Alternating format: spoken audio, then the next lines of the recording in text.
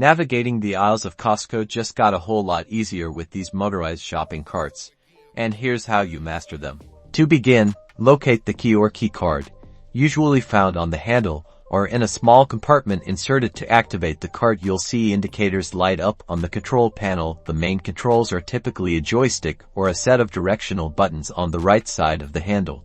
To move forward, gently push the joystick away from you or press the forward directional button to slow down or stop.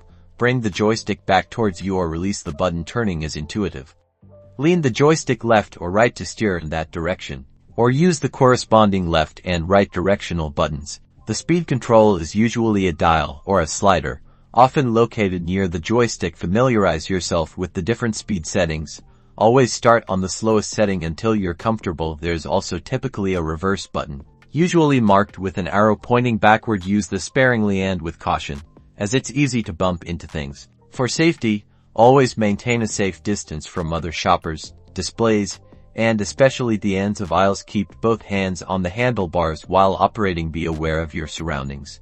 Look ahead and to the sides if you need to stop suddenly. Release the joystick or button and, if necessary, use the brake lever if your cart is equipped with one, usually near the handlebars. When you're finished shopping or need to step away, it's important to park the cart responsibly. Find an open space where it won't obstruct traffic. Ensure the cart is in the off position, and remove the key or key card. These carts are designed to make your Costco experience smoother. So happy shopping!